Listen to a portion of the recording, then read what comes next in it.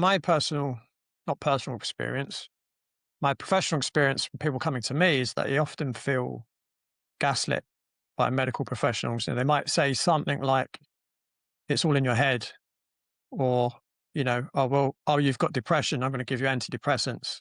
It's like, no, I'm not depressed. I'm in pain, but they just don't feel like they've been listened to. Well, I found that um, it's all in your head is code speak for I have no idea what's wrong with you. I'm going to give you these drugs. Get the hell out of my office. Mm, Right. yes. And in the United States, we live in a drug culture. And we, unlike England, we have drug ads all the time on the television and the radio and the newspaper. There's only two countries that I'm aware of that drug ads are allowed to occur, the United States and New Zealand. And they both have the highest per capita costs of healthcare in the world, go figure. Mm, Um, but what they wanna do is to brainwash people to reach for the medicine cabinet for everything.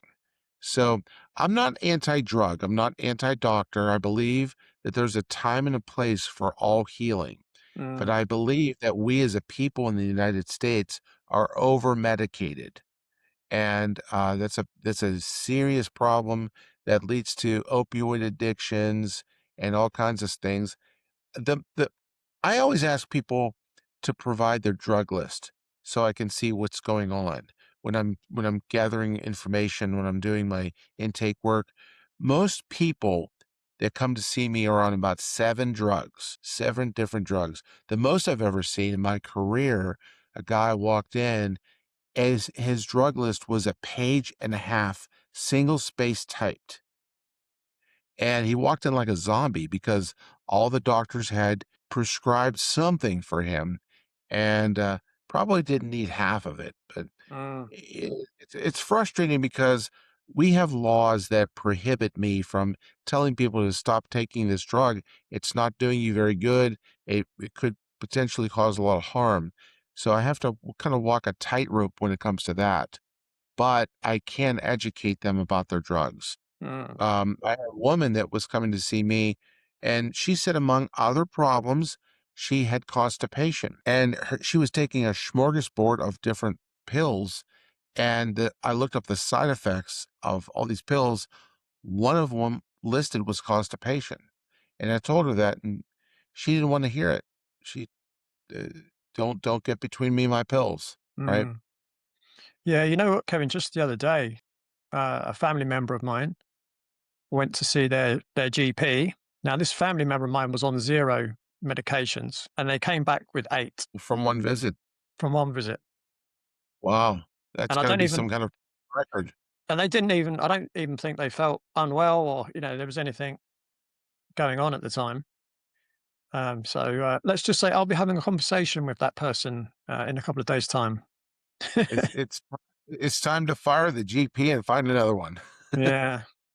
Well, unfortunately, over here, you don't get a choice because obviously it's taxpayer-funded government system. So, yeah, That's you gotta don't be get to frustrating. choose. You don't get to choose, not unless, well, I mean, you can go and pay an extortionate amount of money, but, um, so whilst we're talking about the kind of, current medical model, and, apart from the way it's funded, it's not that different in the UK.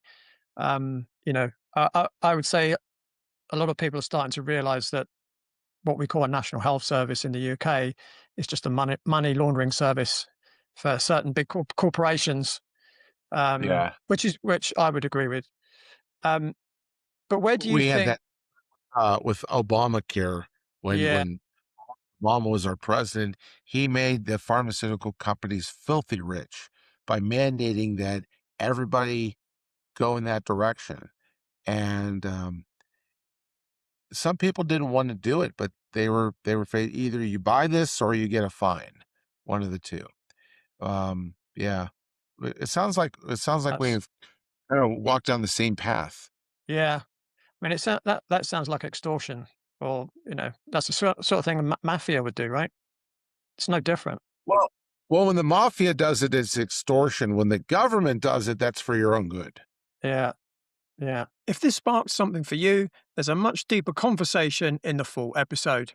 You can watch it here on YouTube or on Spotify or listen on Apple Podcasts. Like, subscribe, and stay connected for more.